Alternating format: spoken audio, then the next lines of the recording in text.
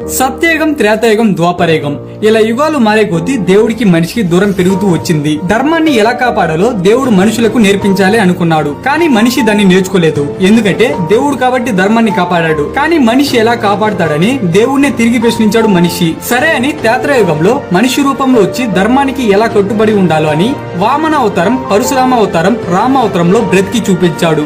దేవుడు మనిషిలా జీవించి చూపించిన మనిషికి ధర్మం అంటే ఏంటో అర్థం కాలేదు.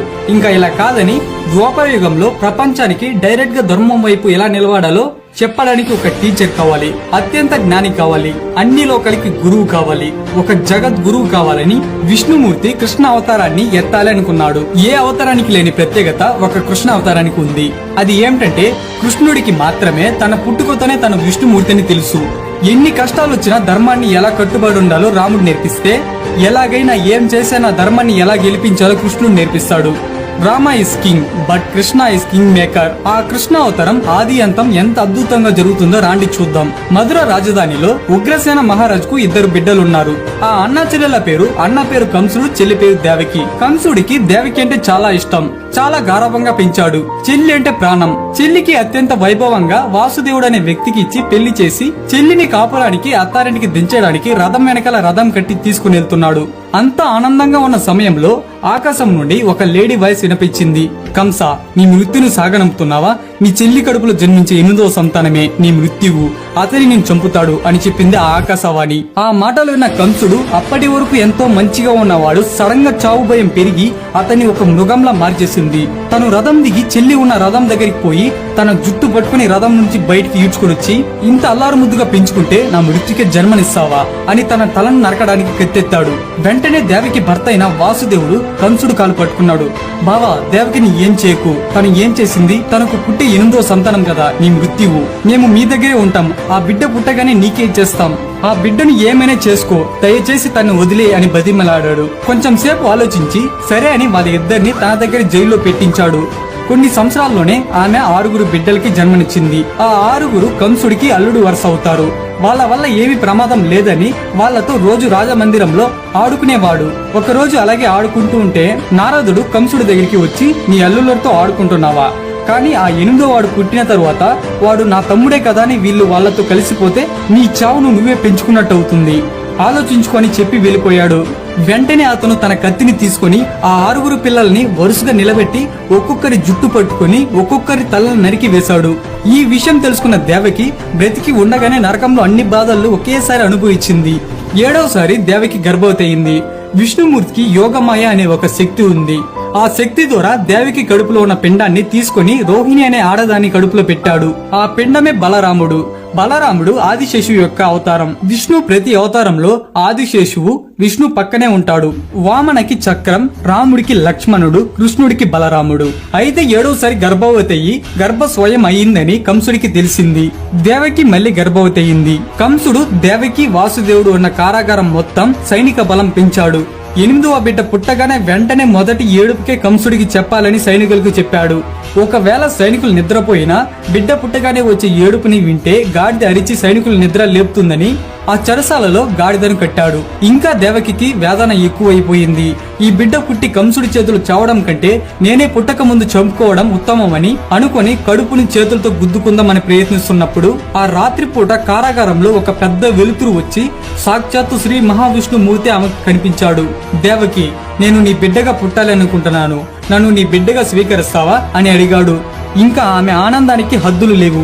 సాక్షాత్తు విష్ణుమూర్తికి జన్మనిస్తున్నాను. నా గర్భంలో విష్ణుమూర్తి జన్మిస్తాడా? ఇంకా ఆయన్ని కంసుడే కాదు ఎవరు ఏం చేయలేరని అనుకొని సరే అని దేవకి ఒప్పుకొనింది. దేవకి పెళ్లైన తరువాత మొట్టమొదటిసారి ఆ రోజే ప్రశాంతంగా నిద్రపోయింది. దేవకికి నొప్పులు మొదలైనది. కానీ ఆమె అరవకుండా నొప్పిని భరిస్తూ మౌనంగా ప్రసవానికి సిద్ధమైంది. కారాగారంలో సైనికులంతా నిద్రపోతున్నారు. కానీ గాడిద మాత్రం నిద్రపోలేదు. ఒకవేళ బాబు పుట్టి బాబు ఏడిస్తే ఆ ఏడుకి గాడిద అరుస్తుంది కాబట్టి వాసుదేవుడు చెరసాల నుండి చేతులు బయటకు పెట్టి గాడిద కాళ్ళు పట్టుకొని అరవద్దు అరవద్దు అని గాడిదను బ్రతిమాలుతున్నాడు. దేవకికి నొప్పులు ఎక్కువైపోయింది. తన కడుపును చీల్చుకుని శ్రీకృష్ణుడు పుట్టాడు. వాసుదేవుడు కళ్ళు గట్టిగా మూసుకొని బాబు ఏడుస్తున్నాడు ఏమో అని గాడిద కాళ్ళు గట్టిగా పట్టుకున్నాడు. కానీ ఏడుపు వినిపించలేదు. ఏంటి ఏడుపు వినిపించటం లేదు అని బిడ్డ వైపు వెళ్లి చూస్తే అక్కడ ఒక చిన్న పసిబిడ్డ అత్యంత అందంగా నీలం రంగులో మెరుస్తూ తన పెదలపై చిరునవ్వులతో ముద్దుగా ఆడుకుంటున్నాడు. వెంటనే గాడితో పాటు కారాగారంలో ఉన్న సైనికులు అందరూ సృహ కోల్పోయారు. చెరసాల తలుపులు తెరుచుకున్నాయి. ఏం చేయాలో వాసుదేవుడికి తెలుసు. ఎందుకంటే ఇవన్నీ విష్ణుమూర్తి మాయ. అదే సమయంలో విష్ణు యొక్క శక్తి అనే యోగ మాయ రేపల్లిలో యశోద నందుడికి ఒక ఆడబిడ్డగా జన్మించింది. యశోదమ్మ సృహలో లేదు. ఇక్కడ మధురలో కారాగారంలో చివరిగా బిడ్డకు ముద్దు పెట్టి వాసుదేవుడికి ఇచ్చింది. ఆ బిడ్డను చిన్న తట్టలో పెట్టుకుని తల మీద పెట్టుకుని రాత్రిపూట రేపల్లికి బయలుదేరాడు. వేగంగా నడుచుకుంటూ యమునా నది వరకు చేరుకున్నాడు. సడన్ గా ఒక పెద్ద వర్షం, ఆ వర్షం దాటికి యమునా నది పొంగి ప్రవహిస్తుంది. రేపల్లికి వెళ్లాలంటే ఆ నదిని దాటాలి. ఎంత చేసిన విష్ణువు దారి చూపడా అని దేవుడి మీద భారం వేసి వాసుదేవుడు నదిలోకి నడిచాడు. అయినా నడవడం ఆపలేదు. ప్రవాహం పెరిగింది. నోటి వరకు నీళ్లు వచ్చేసింది. చివరిసారిగా గట్టిగా ఊపిరి పీల్చుకొని బాబుని ఒక చేతిలో పైకెత్తి పట్టుకొని కేవలం తన చెయ్యి మాత్రం పైకుంది.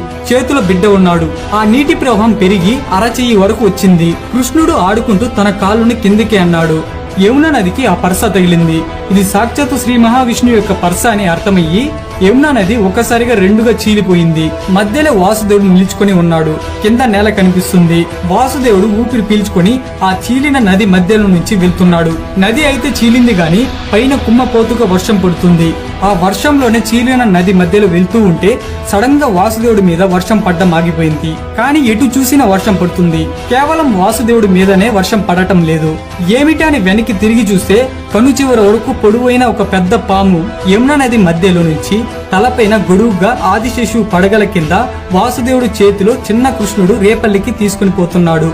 రేపల్లిలో యశోదమ్మకు పుట్టిన యోగమాయని తీసుకుని ఆ స్థానంలో కృష్ణుడిని తన కొడుగ్గా పెంచమని శ్రీ మహావిష్ణుమూర్తి చెప్పాడని నందుడికి వాసుదేవుడు ఇచ్చాడు. యశోదమ్మకి ఈ విషయం చెప్పదలుచుకోలేదు. వాసుదేవుడు ఆ చిన్న పాపని తీసుకుని మళ్లీ కారాగారంలోకి వచ్చాడు. వచ్చిన వెంటనే ఆ పాప గట్టిగా ఏడవడం మొదలుపెట్టింది. ఆ ఏడుపుకి గాడితో పాటు అందరూ లేచారు. ఈ విషయం తెలుసుకున్న కంసుడు కారాగారంలోకి వచ్చి అక్కడ చూస్తే చిన్న ఆడబిడ్డ కనిపిస్తుంది.